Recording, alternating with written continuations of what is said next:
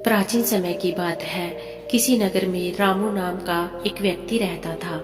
पेशे से रामू एक किसान था और कुछ एकड़ जमीन ही उसकी कुल संपत्ति थी।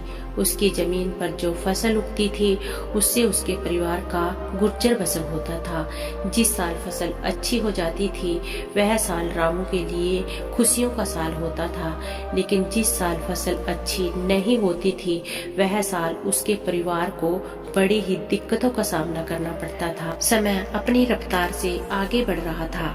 रामू अपनी जमीन पर पैदावार बढ़ाने के लिए हर संभव प्रयास करता रहता था। रामू का एक पड़ोसी था, उसके पास कुछ गायें थी और गायों के कुछ बछड़े थे। उसका पड़ोसी पेशे से एक ग्वाला था। अपनी गायों का दूध घर घर बेचकर वह गुजारा चलाया करता था, लेकिन उसकी एक समस्या थी।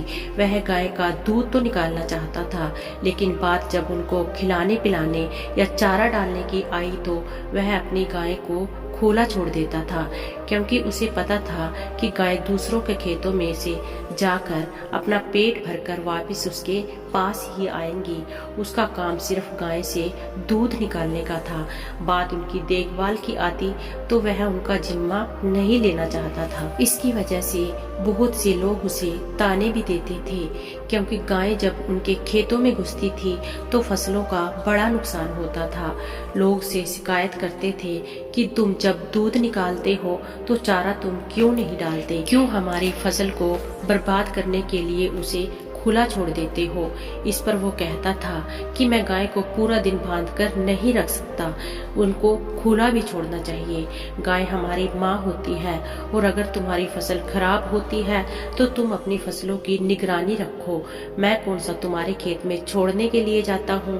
और इस प्रकार वह अपनी बात को ऊपर उठाते हुए दूसरों को नजरअंदाज कर देता था। एक दिन सुबह सुबह जब रामू अपने खेतों में गया तो उसने पाया कि रात में गायों ने उसके खेत की काफी फसल खराब कर दी थी। उसी खेत में घुसने वाली गायों के पैरों के निशान भी थे।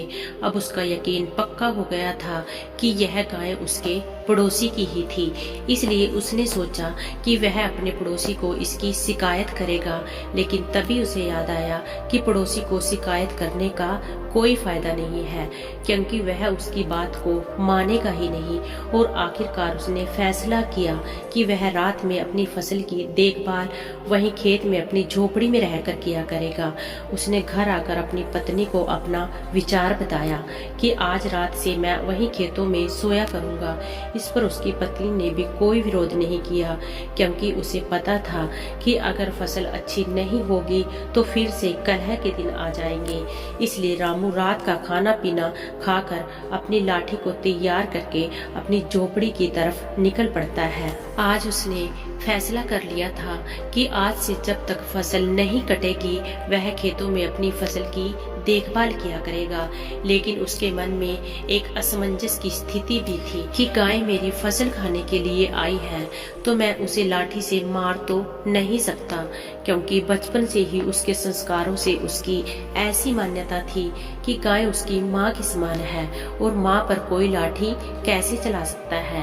तो यहाँ पर असमंजस की स्थिति तो खड़ी होनी ही थी। इसलिए उसने सोचा कि मैं गाय को लाठी मारने की बजाय वैसे ही हाँक दिया करूंगा। वैसे ही हाँकने से गाय खेत से बाहर चली जाएगी। लेकिन रात में जब गाय फसल खाने के लिए उसके खेत में पहुंची तो उसे उसके खेत से बाहर हटाने का बहुत प्रयास किया। वह इस कोने से गाय को बाहर निकालने की कोशिश करता तो गाय उस कोने पर पहुंच जाती, लेकिन गाय उसके खेत से बाहर निकलने का नाम ही नहीं ले रही थी। इससे रामू की जलाहट बढ़ती जा रही थी और गुस्से की वजह से खुद पे से बेकाबू होता जा रहा था। और आखिरकार वह घड़ी भी आ गई और जब वह अपने सारे संस्कार भूल गया। और जब आदमी गुस्से में होता है तो उसका विवेक, उसकी बुद्धिमानी, फिर सोच सब कुछ खत्म हो जाता है। ऐसा ही कुछ उसके साथ भी हुआ। वह भूल चुका था कि उसके संस्कार क्या है और आखिरकार उसने लाठी उठाकर उस गाय को पीटना शुरू कर दिया।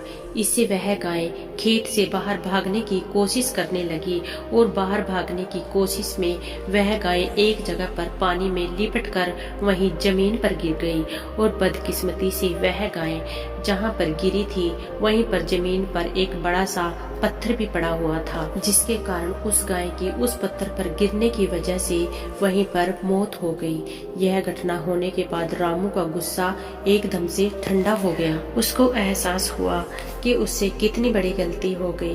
वह सोच ही नहीं पा रहा था कि उसे क्या करना चाहिए, उसे यह क्या पाप हो गया, उसे ऐसा नहीं करना चाहिए था। इसी सोच विचार में वह पूरी रात सो नहीं पाया और उसके सामने वह पूरी रात तड़पती रही और उसने उसका इलाज करने की भी कोशिश की, लेकिन रात के समय न तो उसको कोई चिकित्सा मिल सकता था और न ही मदद के लिए उसके पास कोई मौजूद था, क्योंकि उसका खेत गांव से बहुत दूर था। वह पूरी रात उस गाय के सामने बैठा रहा और उस गाय को अपनी आंखों के सामने तड़पता हुआ देखता रहा। उसका दिल उसे बार बार धिक्कार रहा था। वह खुद से कह रहा था कि तूने कितना बड़ा पाप कर दिया, इसका प्रायश्चित तू कैसे करेगा। जैसे ही सुबह हुई तो गांव के कुछ लोग उस तरफ आ पहुंचे और उन्होंने जब रामू को एक मृत गाय के सामने बैठा हुआ देखा तो उन लोगों को पूरी घटना समझते हुए देर नहीं लगी और रामू ने उनके सामने खुद माफी मांगते हुए कहा कि यह उससे बहुत बड़ा पाप हो गया है। इसके बाद गांव में एक पंचायत रखी गई और जिस गवाले की वह गायें थी, यानी कि रामू का पड़ोसी, उसने पंचायत से न्याय की मांग की। यहाँ पर पंचायत को फैसला करने में कुछ ज्यादा तकलीफ नहीं हुई, क्योंकि रामू खुद यहाँ पर अपने आप को दोषी मानकर बैठा हुआ था। पंचायत ने फैसला सुनाया कि जब तक रामू अपने इस पाप को धो नहीं लेता तब तक वह इस गांव में वापस नहीं आ सकता। इस पर रामू ने पंचायत से पूछा कि वह इस पाप को कैसे धो सकता है। तो पंचायत ने बताया कि तुम 4 धाम की यात्रा करके आओ, उसके बाद तुम्हारा पाप धुल जाएगा। लेकिन अब भी रामू की आंखों के सामने गाय का वह तड़पता हुआ चेहरा घूम रहा था और उसे लग रहा था कि 4 धाम जाने के बाद उसका यह पाप कैसे धुल सकता है।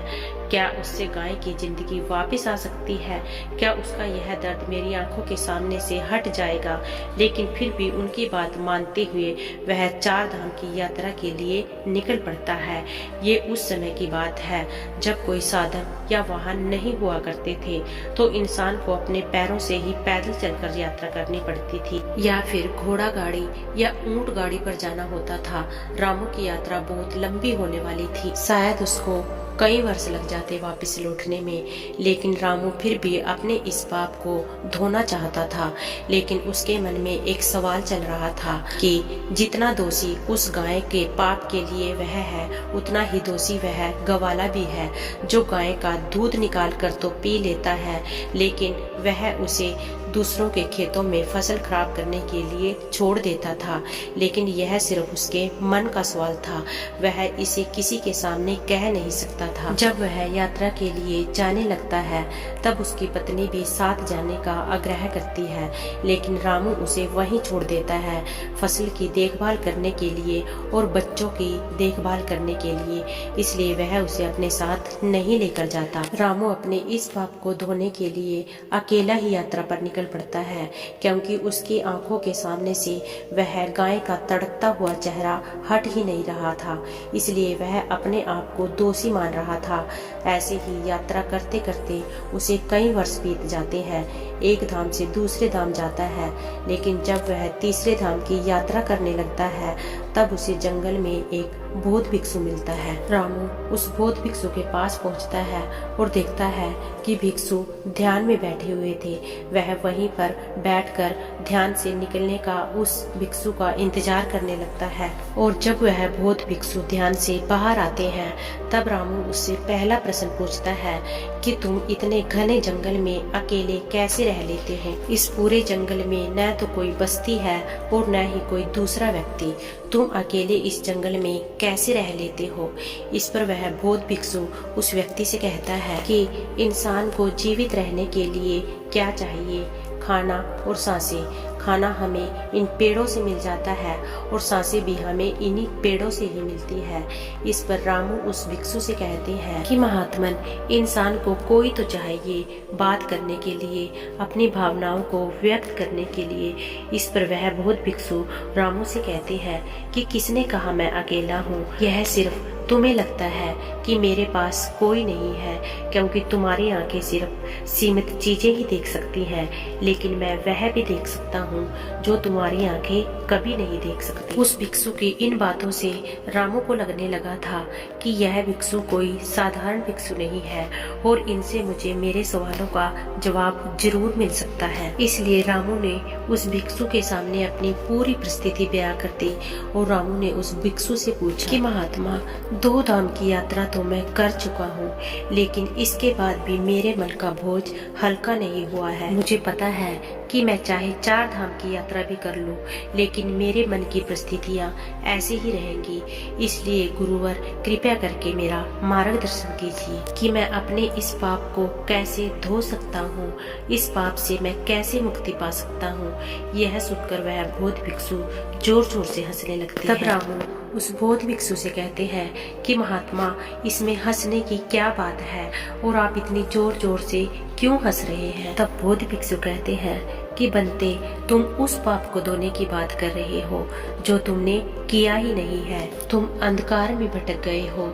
जो तुमने किया वह पाप नहीं था, वह तुम्हें लगता है कि वह पाप था, लेकिन वास्तविकता में वह पाप नहीं है। अच्छा ये बताओ, अगर तुम उस गाय को अपना पूरा खेत चरने देते तो क्या ये अच्छा होता?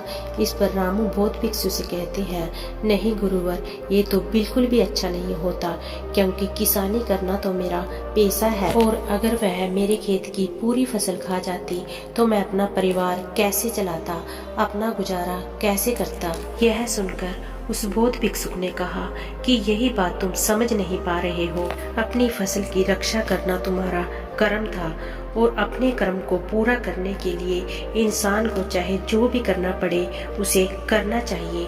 एक उदाहरण देते हुए बौद्ध भिक्षु ने रामू से कहा कि जिस प्रकार श्री कृष्ण ने धर्म की रक्षा के लिए कौरवों से युद्ध करने के लिए अर्जुन को गीता का उपदेश दिया और अर्जुन को युद्ध करने के लिए प्रेरित किया, क्योंकि वही उस समय की प्राथमिकता थी। हमें ये जरूर देखना होगा कि हमारी प्राथमिकता क्या है और उसी प्राथमिकता के आधार पर हमें अपने कर्म का चुनाव करना चाहिए। इसके बाद बौद्ध भिक्षु ने रामू को समझाते हुए कहा कि जब तक तुम अपने आप को कर्ता समझते रहोगे, यानी कि करने वाला, तब तक तुम्हें दुख ही होता रहेगा। तब तक तुम्हारा मन संताप ही झेलता रहेगा, क्योंकि तुम समझ रहे हो तुम करने वाले हो, तुम करता हो, और यही तुम्हारे दुख का सबसे बड़ा कारण बन जाता है। तुम समझ रहे हो कि तुम्हारे कारण वह गाय मारी गई, क्योंकि तुम अपने आप को कर्ता समझ रहे हो, और यही तुम्हारे दुख का सबसे बड़ा कारण है। लेकिन जब तुम अपने आप को क्रिया समझोगे, यानी कि करने वाला, तब तुम्हें दुख नहीं होगा, क्योंकि तुम सिर्फ क्रिया हो। करने वाला और रचने वाला तो कोई और है, तुम सिर्फ अभिनय कर रहे हो। अपना पात्र पूरा करो और यहाँ से चलते बनो। अपने आप को कभी नाटक का निर्देशक मत समझना, क्योंकि निर्देशक तो कोई और है, हम सिर्फ पात्र हैं। हमें जो भूमिका निभाने के लिए मिली है सिर्फ वही करो, क्योंकि वही तुम्हारा सबसे पहला कर्तव्य है। कभी भी अपने आप को निर्देशक मत समझो। तुम्हें पात्र मिला है किसान का, तुम किसानी करो। अगर तुम अपना पात्र अच्छे से करोगे तभी तुम्हारा निर्देशक, यानी कि इस नाटक का निर्देशक, खुश होगा। अगर तुम अपना अभिनय अच्छे से नहीं करोगे तो उस निर्देशक को कभी अच्छा नहीं लगेगा। इसीलिए तुमने कुछ गलत नहीं किया, तुम अपनी किसानी का पात्र अच्छे से निभा रहे थे। लेकिन वो कहते हैं ना, संशय विनाश आत्मा अति, यानी कि जिस मन में शंका पैदा हो जाती है, जिस आत्मा में संशय पैदा हो जाता है, वह अपने विनाश पर पहुंच जाती है। और यही तुमने किया। तुम्हारे मन में पैदा हो गई कि मैं अपनी किसानी करूं या उस गाय के प्रति अपना कर्तव्य निभाऊं। वह बहुत गहरा था, जरा ध्यान से सुनिए। तब रामू ने उस बौद्ध भिक्षु से पूछा कि मान्यवर, जो कर्म हम करते हैं हमें उसका फल किस प्रकार से मिलता है, और अगर मैं यहाँ पर गलत नहीं हूँ तो मैं इसका प्रायश्चित क्यों भोग रहा हूँ? अगर मैंने अपना कर्तव्य पूरा किया है, अपना कर्म पूरा किया है, तो मेरा मन संताप से क्यों भरा हुआ है? मैं दुखी क्यों हूँ? मेरा मन उत्पीड़न से क्यों भरा हुआ है? फिर बौद्ध भिक्षु रामू को समझाते हुए कहते हैं कि जब तुम जमीन में कोई बीज डालते हो फसल को उगाने के लिए, तो तुम्हें कैसे पता चलता है कि तुम्हारी फसल कौन सा फल देगी। तो रामू ने जवाब दिया कि महात्मा, यह तो हमें बीज डालने के कई महीनों बाद पता चलता है कि हमारी फसल हमें कौन सा फल देगी, और जब तक हमें यह नहीं पता होगा कि बीज किस फसल का है तो हम यह कैसे पता लगा सकते हैं कि यह फसल हमें कौन सा फल देगी। तो बौद्ध भिक्षु मुस्कुराते हुए कहते हैं कि जिस प्रकार हमें बीज डालने के बाद यह पता नहीं चलता कि यह कौन सा फल देगा, उसी प्रकार कर्म करते समय भी हमें यह नहीं पता होता कि इस कर्म का फल हमें कब मिलेगा, कैसे मिलेगा और इस कर्म का फल क्या होगा। लेकिन मनुष्य में इतना संयम नहीं होता है कि वह इंतजार कर सके कि इस कर्म का फल हमें कब मिलेगा। उसे तो सब कुछ तुरंत चाहिए होता है और यही उसके दुखों का मुख्य कारण है। तब बौद्ध भिक्षु रामू से कहते हैं कि मैं यहाँ पर तुम्हें एक बात जरूर कहना चाहूँगा कि अगर तुम्हारे द्वारा बोए गए कर्मों का बीज अच्छा है तो निश्चित तौर पे फल भी अच्छा ही मिलेगा, भले वह देर से मिले लेकिन मिलेगा जरूर। लेकिन एक बात भी तय है, जिस इंसान के कर्मों का बीज यानी कि उसके कर्म अच्छे नहीं है तो उसे अपने बुरे कर्मों का फल भी जरूर भुगतना पड़ेगा। इसलिए इंसान को सदा अच्छे कर्म करने चाहिए ताकि उनका फल भी उसे अच्छा मिले और उसे जिंदगी में कोई दुख और कष्ट ना झेलना पड़े। बौद्ध भिक्षु रामू से कहते हैं कि इसलिए अब तुम निश्चिंत होकर मन में बिना किसी संताप के अपने गांव वापस चले जाओ, क्योंकि जो पाप तुमने किया ही नहीं उसका प्रायश्चित भी करने की तुम्हें कोई आवश्यकता नहीं है। इस पर रामू बौद्ध भिक्षु से कहते हैं कि अगर मैं ऐसा करता हूँ तो इससे पंचायत द्वारा सुनाए गए निर्णय का उल्लंघन होता है और यह भी ठीक नहीं है, और पंचायत द्वारा सुनाए गए निर्णय का पालन करना भी मेरा कर्तव्य है। इस पर बौद्ध भिक्षु रामू से कहते हैं कि तुम एक बार अपने गांव जाओ तो सही, क्योंकि अब वहां पर परिस्थितियां वैसी नहीं होगी जैसी तुम छोड़ कर आए थे। अब वहां पर सब कुछ तुम्हें बदला हुआ मिलेगा। तुम्हारे द्वारा किए गए सब कर्म अच्छे थे और अब तुम्हारे परिवार को उन कर्मों का परिणाम भी मिलना शुरू हो चुका होगा। इसलिए अपने गांव वापस जाओ और अपनी आंखों से अपने कर्मों का लेखा जोखा देखो। उस बौद्ध भिक्षु की बात सुनकर रामू अपने गांव वापस चला जाता है। जब वह गांव पहुंचता है तो वह देखता है कि वह ग्वाला जिसके पास काफी गाय हुआ करती थी अब उसके पास एक भी गाय नहीं थी, और दूसरी तरफ वह देखता है कि उसके परिवार के नाम पर एक गौशाला भी खुली हुई थी। जब वह यह देखता है और घर पहुंचता है तो उसकी पत्नी उसे सारा वृत्तांत सुनाती है, जो भी घटनाएं उसके जाने के बाद हुई थी। वह उसे बताती है कि तुम्हारे जाने के बाद भी उस ग्वाले ने अपनी गाय को खुला छोड़ना बंद नहीं किया और वह लोगों की फसलों का नुकसान करने लगी। तब पंचायत हुई और सभी लोगों को इस बात का एहसास हुआ कि रामू गलत नहीं था, उसने सिर्फ अपनी फसल की सुरक्षा के लिए ऐसा किया था, इसमें उसकी कोई गलती नहीं थी। उन्हें अपनी गलती का एहसास हुआ और इसलिए उन्होंने आपके परिवार के नाम पर एक गौशाला खोली और दूसरी तरफ उस ग्वाले से सारी गायें छीनकर उस गौशाला में डाल दी, जहां पर गांव के सारे लोग अपनी श्रद्धा के अनुसार गाय को चारा डालकर जाते हैं। यह दृश्य देखकर रामू की आंखें खुल गई और उसे बौद्ध भिक्षु के द्वारा कही गई वो बातें याद आ गई कि जिस समय हम खेत में बीज को डालते हैं उस समय हमें नहीं पता होता कि यह बीज क्या फल देगा, लेकिन जिस दिन वह फल देता है तो उस दिन हमें पता चलता है कि वह फल हमारा कितना सार्थक था। उसी तरह जब एक विद्यार्थी पूरा साल स्कूल में जाता है तभी उसे परीक्षा का परिणाम मिलता है। उसे कभी भी एक दिन स्कूल में जाने के बाद उसका परिणाम नहीं मिल सकता है। इसलिए धैर्य के साथ अच्छे कर्म करते जाइए, क्योंकि अच्छे कर्मों का फल हमेशा ही अच्छा होता है। तो दोस्तों, उम्मीद करती हूँ यह कहानी आपको एक अच्छी सीख देगी। यह कहानी आपको कैसी लगी कमेंट बॉक्स में कमेंट करके हमें जरूर बताएं। धन्यवाद।